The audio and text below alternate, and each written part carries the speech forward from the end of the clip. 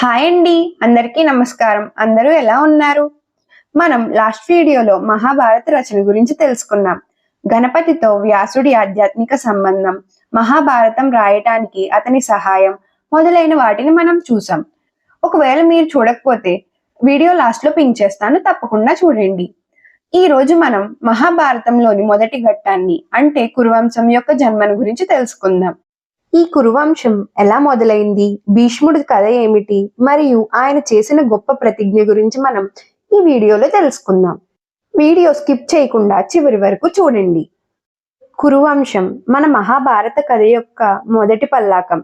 రాజు శాంతనుడు గంగాదేవిని చూసి ప్రేమలో పడ్డాడు. ఆ తరువాత వివాహం చేసుకున్నాడు. కానీ ఈ వివాహం చాలా ప్రత్యేకమైనదే. గంగాదేవి శాంతనుడికి కొన్ని నియమాలు చెప్పింది. అవి అనుసరించకపోతే ఆమె వెళ్ళిపోతుందని గంగాదేవి చెప్తుంది.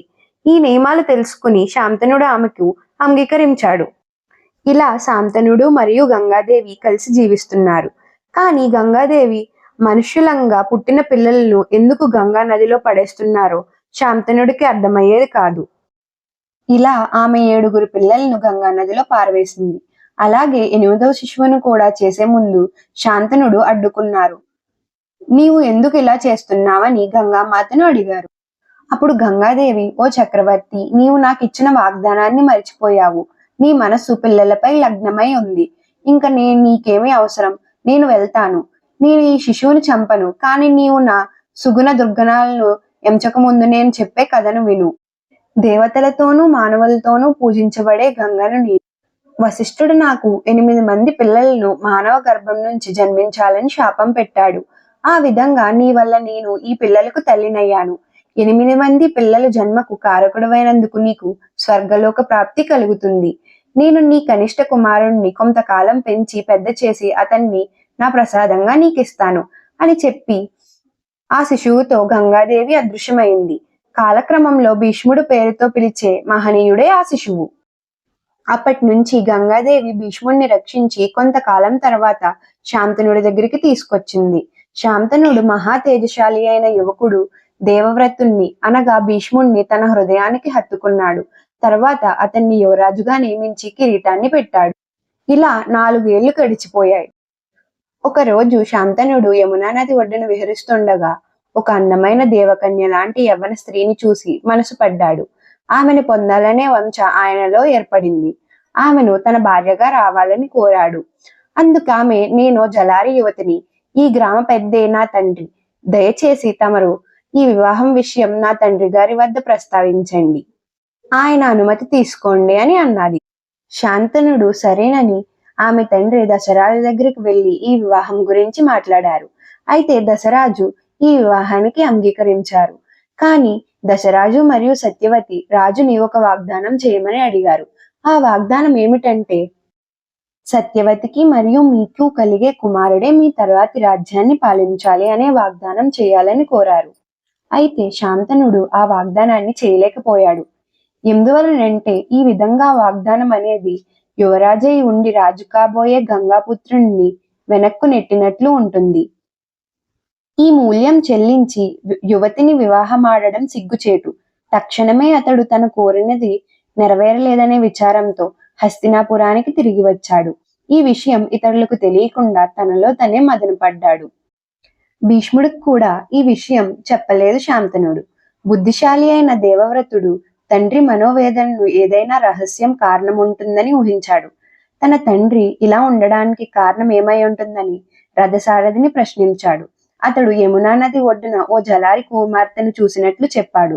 దేవవ్రతుడు జలారి పెద్ద వద్దకు వెళ్లి ఆమె కుమార్తెను తన తండ్రి శాంతనుడికి ఇచ్చి వివాహం చేయవలసిందిగా కోరాడు.